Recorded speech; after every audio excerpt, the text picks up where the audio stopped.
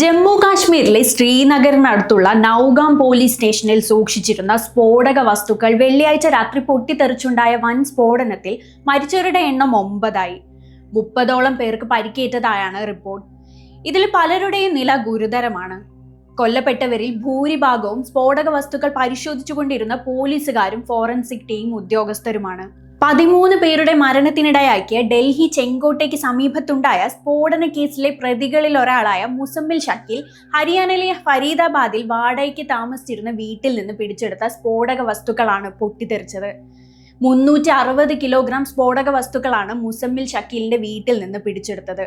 ഇവിടെ പരിശോധനയ്ക്കിടെയായിരുന്നു അപകടം. സംഭവ സ്ഥലത്ത് നിന്ന് 300 അടി അകലെ വരെ ശരീരഭാഗങ്ങൾ കണ്ടെത്തി. മജിസ്ട്രേറ്റിന്റെ സാന്നിധ്യത്തിൽ അമോണിയം നൈട്രേറ്റ് സീൽ ചെയ്യുന്നതിനിടെ തീ പിടിച്ചതാകാമെന്നാണ് പ്രാഥമിക നിഗമനം. പോലീസ് സ്റ്റേഷൻ വളപ്പിൽ നിർത്തിയിട്ടിരുന്ന ഒരു കാറിൽ IED ഘടിപ്പിച്ച് സ്ഫോടനം നടത്തിയതാകാനുള്ള സാധ്യതയും തള്ളിക്കളഞ്ഞിട്ടില്ല. ജെയ്ഷെ മുഹമ്മദിന്റെ നിഴൽ സംഘടനയായ PAFF ആക്രമണത്തിന്റെ ഉത്തരവാദിത്തം ഏറ്റെടുത്തുവെന്ന് സ്ഥിരീകരിക്കാത്ത റിപ്പോർട്ടുകളുമുണ്ട്. എന്നാൽ സ്ഫോടനം യാദൃശ്ചികമാണെന്നും സംഭവത്തിന് കാരണം അട്ടിമറിയല്ലെന്നും ജമ്മു കാശ്മീർ പോലീസ് പറയുന്നു.